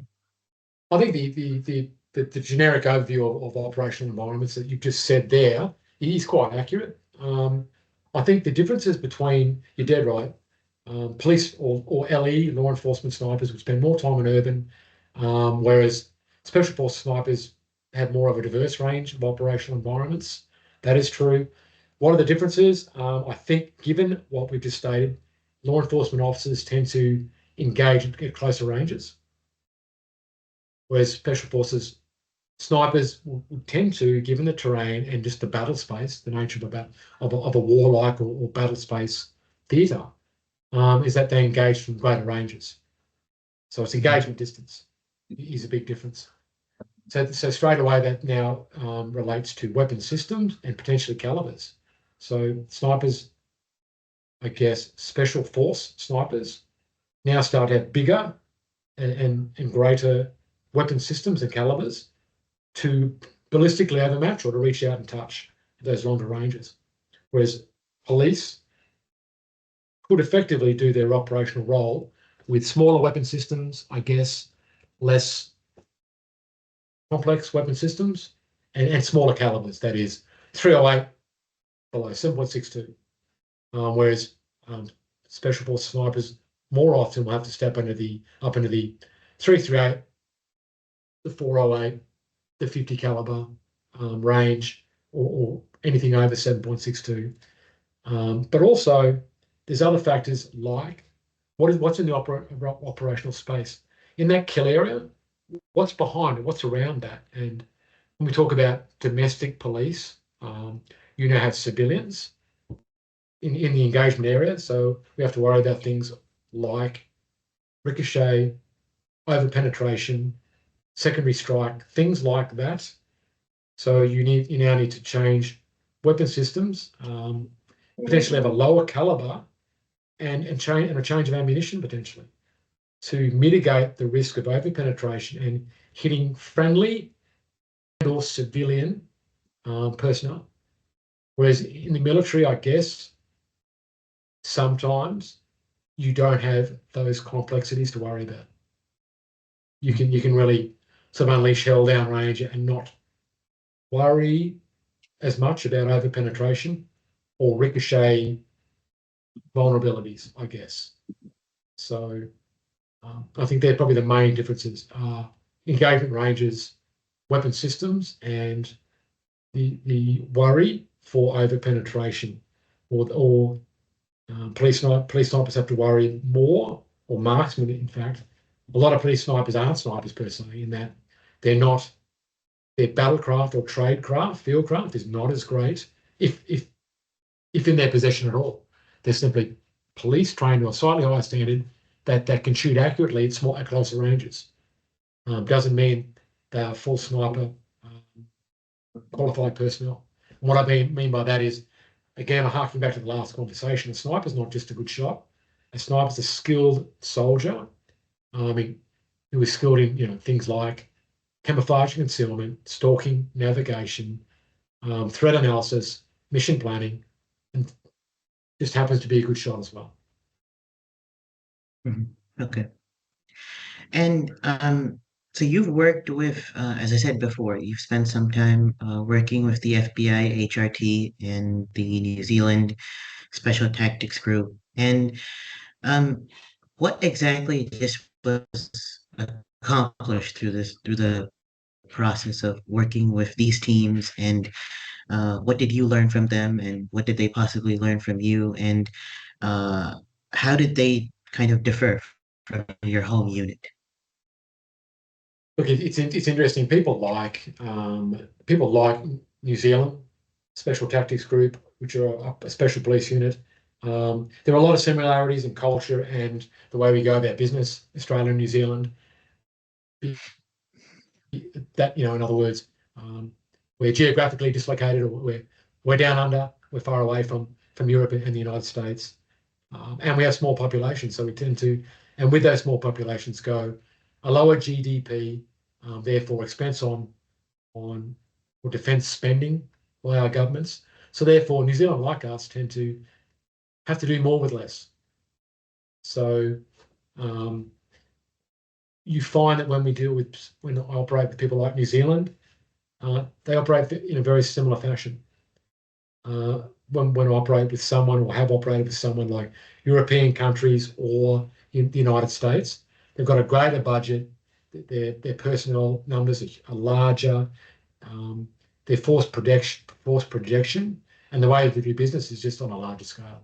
So there's a lot to learn there as well. So the big things you take away is interoperability. So learning about those allied forces and countries, and in that you develop ways and means to effectively operate in a war setting or an operational setting.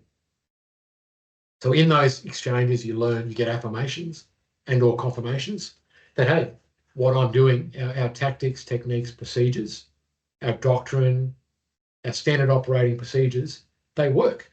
So when trialed and compared to someone like the United States or New Zealand, they work.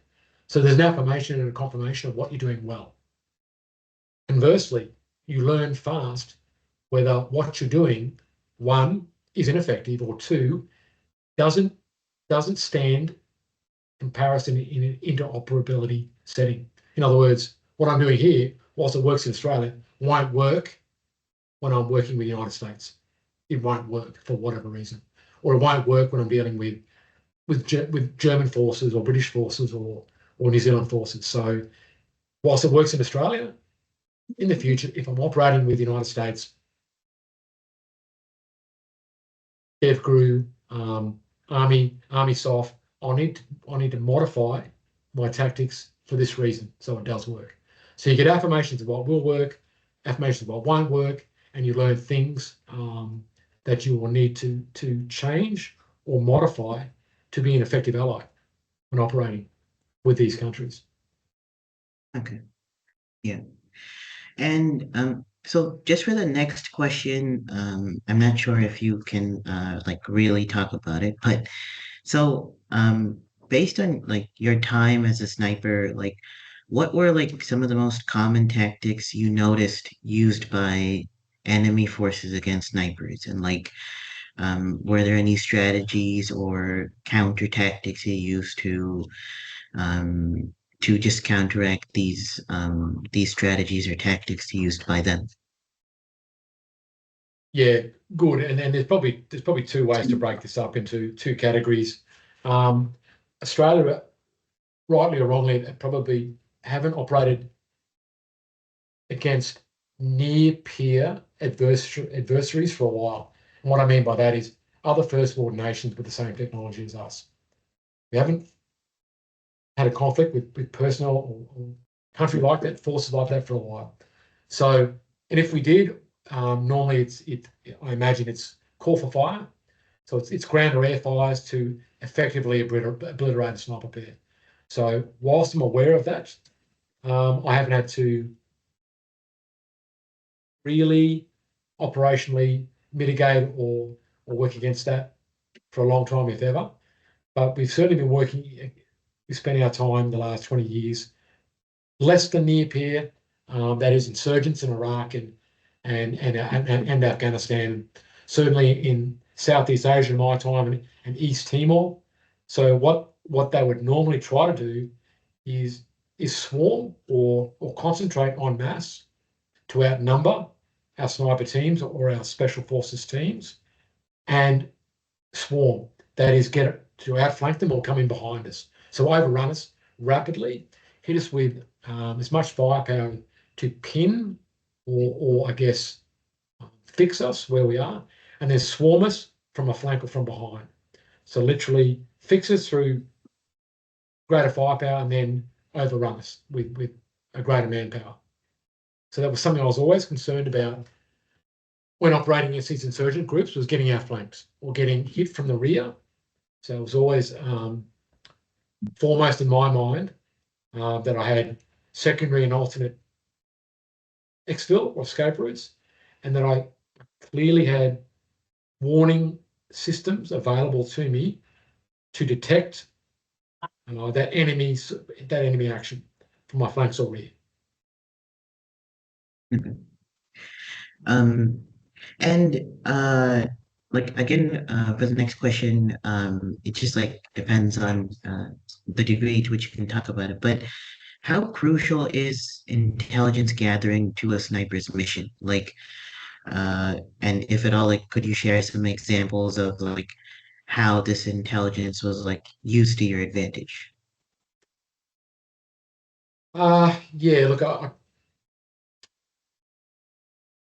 probably won't comment on individual examples, but what I would do is I'd reaffirm what you said, or I'd affirm that in many ways, snipers, their strategic gathering of ISR products or intelligence, surveillance, reconnaissance information, relaying that back in a battle space, the strategic effect is more often than not vastly better than just a ballistic effect at our end. So pulling a trigger or calling fires or directing fires onto something is normally a tactical operational benefit, sometimes strategic, but usually tactical operational. But the strategic effect of that gathering and transference of strategic intel fast to an Australian command element or an allied command element is vastly superior effect on the enemy. So it greatly outweighs just the ballistic effect in most cases, I think. Mhm. Um, and so the next three questions just are are just a little bit, I would say maybe personally sensitive to you and other snipers. So like you can choose how you'd want to answer them. But as a sniper, you might often operate alone, or you might operate with your spotter, and you might be away from some of your other colleagues for hours at a time, or sometimes even days at a time. So, um, just how did you cope up with this isolation and loneliness? Because you might be alone for a very, very long time before you get back together with your unit again. It's interesting. It's something I never considered before you've asked that question. Snipers nowadays, I guess, first world and near peer snipers tend to operate, can do in pairs, but also small teams, like groups of pairs. So not just in twos. And what I found is that because you're a small team, it means your operational tempo is so large that the ability to sleep or have downtime is very minimal. In other words, you are so busy, if not physically, you are so mentally active, processing information and transmitting it and or just operating in a battle space or environment. You rarely, if ever, rarely can I ever remember ever experiencing loneliness or isolation. Not at all. Not at all. You take a lot of solace from and from the fraternal relationships you have with other snipers, and you tend to find that that's a I guess a characteristic of small team environments, certainly special forces and sniper environments, is that the brotherhood is the bond is very close and strong. So you take great, I guess, solace in knowing that you've got one of your mates or a couple of your mates right near you. So you rarely, if ever, do I feel lonely, um, if ever. So that's not something I experienced. Mhm. Okay.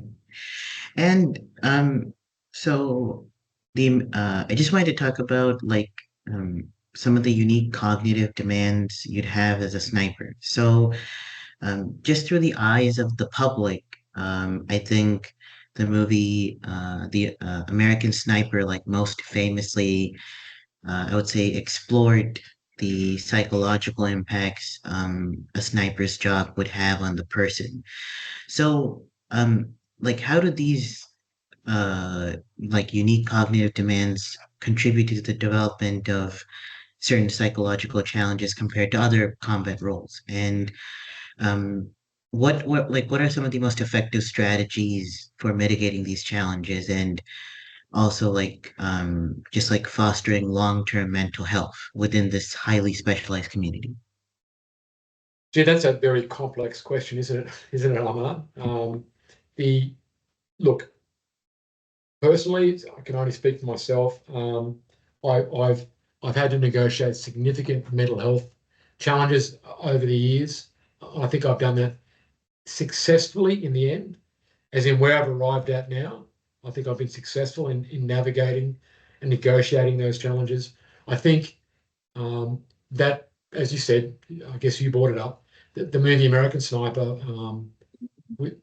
talking about the real life character Chris Kyle.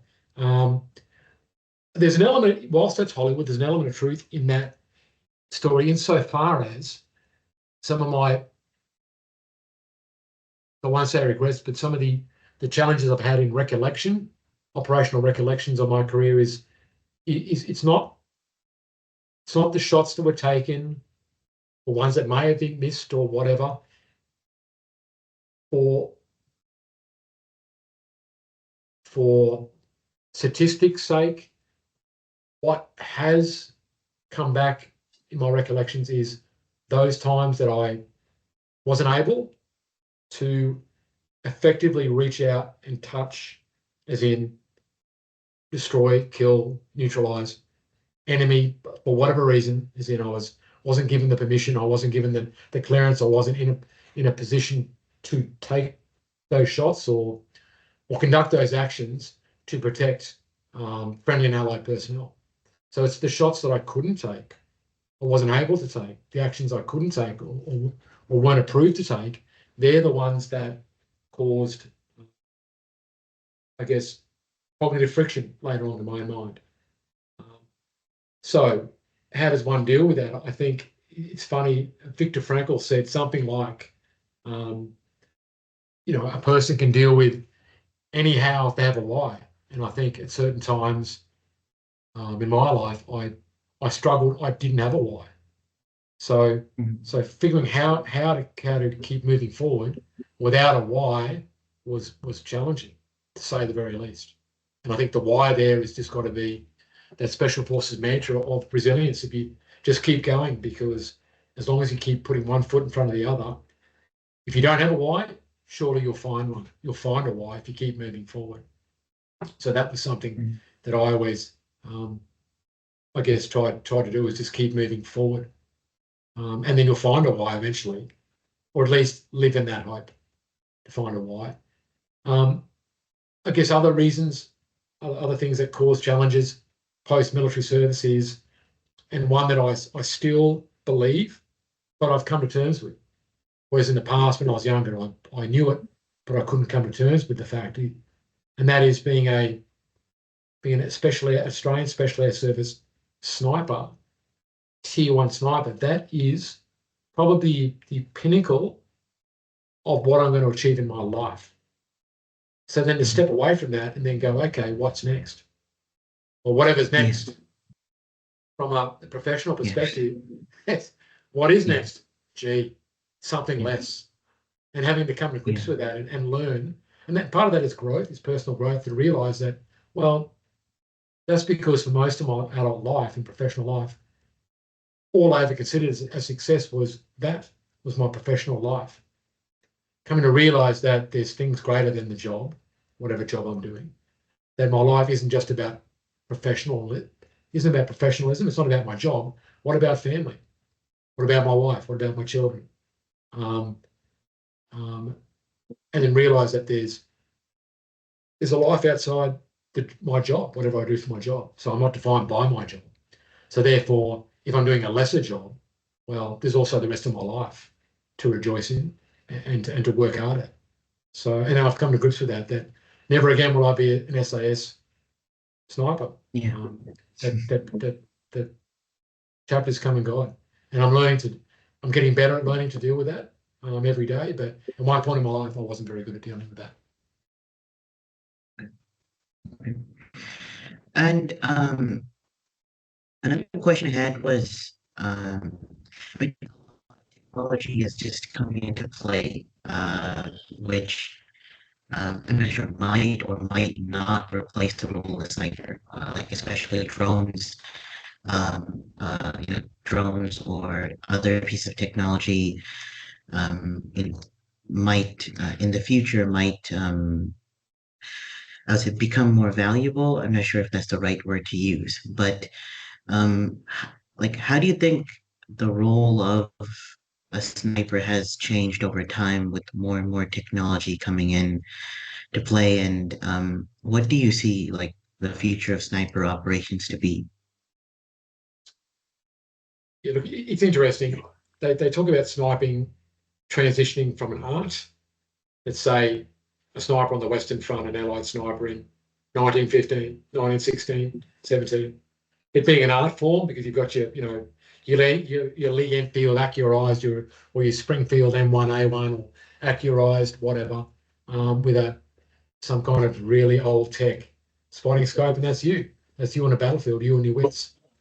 So sniping being an art, and they talk now about the transition from the art of sniping to the science of sniping. That is the involvement of modern technology and better technology. What I believe is that science always, this correction, sniping will always remain an art. And you must have a natural aptitude to that. You can't learn to be a sniper if you don't have a natural aptitude for it. You must have an aptitude for it to be able to incorporate the art aspect of sniping. So if you have a natural aptitude to sniping, of course, you can then learn to be a better sniper, and you can learn the tech. But technology always breaks down. And sure, as technology gets better and better, the reliability of tech will get better and better. Therefore, that old catch cry, what if tech breaks down? Well, as we move forward, tech will break down less and less. It will become more reliable, but you'll still need a person on the ground. And I'm not sure if there's a term in the North called ground proofing. And I don't know if you've done it yourself, Aman. You don't have to be a soldier to know, a special forces soldier or a sniper to know that things look different personally. When you get on the ground and up front and close to it on the ground with your own eyeballs, it looks different sometimes. It doesn't look like it does at night through a telescope or a night vision device. It doesn't look like it looks to an aircraft sights or long range photography or through a drone. It doesn't look the same. So mistakes can be made if there's not someone on the ground to eyeball that and physically prove it or ground prove it. And that could be based up to a night vision sight, sure, but you need to be on the ground, to walk the ground, eyeball it to confirm it. So to use an example there of drones, sure, drones are going to come into play more and more, and they are, and they will increase to come into play. I see them being, in a tactical sense, being utilised more and more by snipers. So the interface with snipers from a strategic sense with strategic drones or I guess long range large drones, the interface there will increase, but also you may find the tactical deployment of drones will be the mainstay of snipers. So it'll become an accessory or an added piece of tech to be utilised and deployed by the sniper, as opposed to replacing the sniper. Okay. Okay. So I just have three final questions for you, and of the three final ones, I think you kind of answered the second one, but like, what are you doing as of now, like post your military service? What are you currently doing right now? Oh yeah, look, thanks for asking, mate. The stuff outside the military context. Look, I work for. I'm a business director um, at a company called Home from Australia, and basically we work with the Australian Department of Veteran Affairs to assist current and ex-serving Australian Defence Force members. So we work with our DVA, which is very similar to the US VA, Veterans Affairs, looking after snipers. So in a way, I'm looking after my fellow brothers and sisters in uniform. Now, that's my day job. I got that position after, I guess, re-educating myself with a master's or a Master of Business Administration, which I did at an institution called the University of Queensland here in Brisbane, in Australia. Mhm. As part of those studies, I studied at Harvard Business School and also Copenhagen Business School in Denmark. So that gave me more of a diverse business skill set, I think, there. On top of that, I work for a special forces, a volunteer for a special forces organisation that looks after veterans called Wandering Warriors. And we run a program called the Crate Foundation, which looks after ex-Tier 1 Special Forces operators and puts them into, various hopefully successful, places them in successful corporate careers. And that's modelled off something called the US Honor Foundation, which looks after Special Forces operators in the United States. So we model ourselves on that, and we look after Special Forces operators that have transitioned or separated from the Defence Force. On top of that, I'm a founding director for the Army Sniper Association Australia, which has a mandate very similar to the US Army Sniper Association, where we look after the welfare and I guess, capability of current and ex-serving snipers that have served with the Australian Army. And I guess, and when I have some spare time outside of that, which is rare, I suppose, I work for a volunteer for a company called, or an organisation called Disaster Relief Australia. And they've recently been renamed. They were Team Rubicon Australia, which you may have heard of. I believe there's a Team Rubicon USA. And I think there might be a Team Rubicon Canada as well. So I volunteer for them as well. So if I'm not working in the veteran space, in a paid role, I'm volunteering my time to look after predominantly Special Forces veterans, but but sniper veterans also. Okay. And so like uh I think you already kind of answered this, but what were like some of the most significant challenges you faced when transitioning from the military to the civilian life? And like how did you overcome them? I'm sure it must have been like maybe a difficult transition. So Mate, it's a struggle every day. The struggle is real and yeah, it's constant. yeah, But can I say it's getting easier and better? And that's probably by me, I guess, morphing or just assimilating back into civilian society. As you know, the military, particularly special forces, we live to work. We don't work to live. So mhm, our role and our job, it's our identity. It's our everything. And in my case, I put it ahead of my family for years, to the detriment of my personal life. So then to then leave the military and suddenly interacting and working with civilians who they don't live to work. They're working just to live. As in mhm, work's not their passion. They work mhm, for a wage to raise their family and get along in life. So when you start to realize that people potentially don't want to work 14 hours a day like you do. They don't want mhm, to um, work 6 days a week if they don't have to necessarily. So it's not that what they're doing is wrong. It's just you need to change your expectations as a military person stepping into the civilian workplace. You need to lower your expectations and realize that that's normal. mhm. That being so Yeah. highly strung, being working such long hours, being so intense about achieving your goals, the attention to detail, you got to realize or get used to the fact that that's okay. If people don't feel that way like you, that's okay. And part of that is deprogramming yourself and realizing that working 8 hours a day, 5 days a week is okay. Yeah. Letting Yeah. yourself off the hook, realizing you don't have to Mhm, work um, 12 hours a day, 5 days a week. I don't have to open my mhm, laptop up for 4 hours on a Saturday morning. It doesn't make me a bad person. It doesn't make me a bad worker if I don't do that. So mhm. giving myself permission to deprogram and work at a lower tempo, Okay. assimilating back Um, to normal yeah. civilian society. Mhm. Yeah.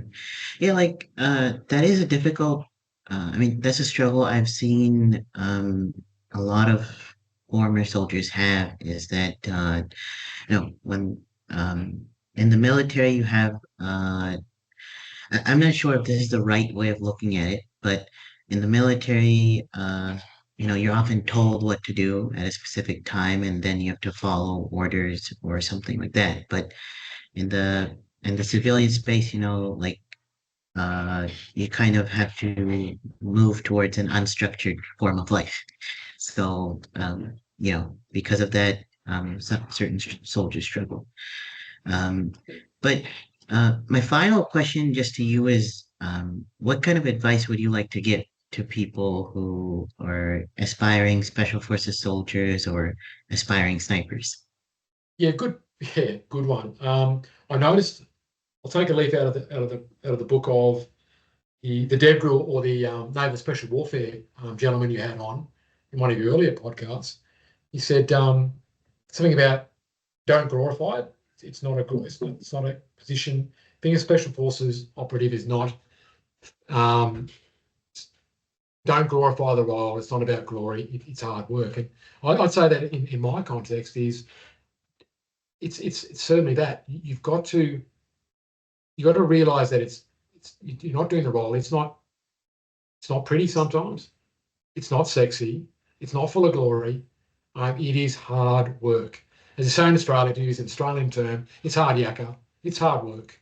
It's painful. It's uncomfortable, and it is hard work, and it requires 100% focus. If you are not willing to sacrifice and give that, don't even bother. Do not even step up to the starting line. You're not willing, as I said, in contrast to what I said before, if you're not willing to work 14 hours a day, 12 hours a day, 6 days a week for months, and on occasion, if you're not willing to work 23 hours a day for 10 days or 18 hours a day for 2 months, being uncomfortable, being, I guess, highly mentally stressed or challenged, with little sleep, with little food, um, don't even bother. You're kidding yourself and you're wasting your time. Don't do it for a glorified uniform. Don't do it for a beret. Don't do it for a badge. Do it because you believe in the role and the task, and do it. What advice would I give to um, snipers themselves? Is attention to detail. You can never really dial in that operational OCD. You cannot pay too much attention to detail. It's all about detail and getting all the 1%ers right.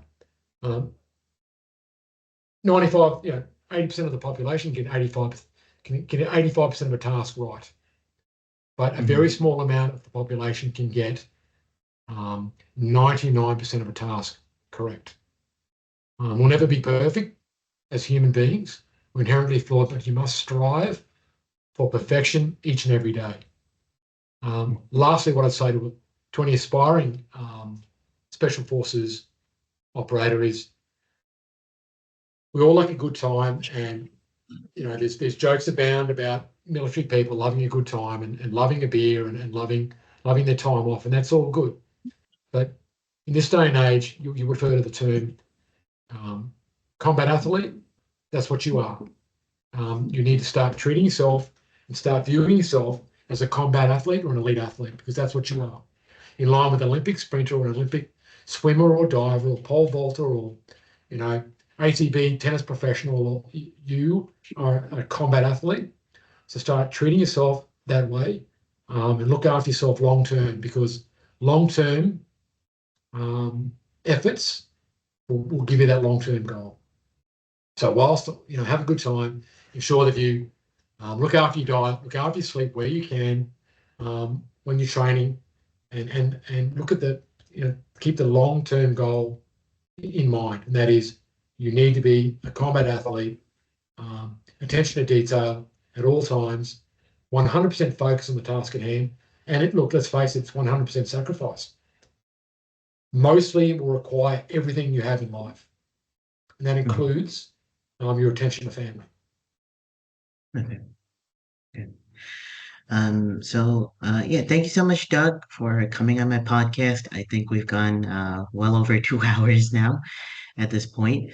But I'll spend just a few days editing it, and then it'll be up on the channel. Yeah, thank you so much for coming. Lovely, you're very welcome. It's an absolute pleasure, and thank you for having me on here today. Amanda, it was a pleasure to be part of your podcast.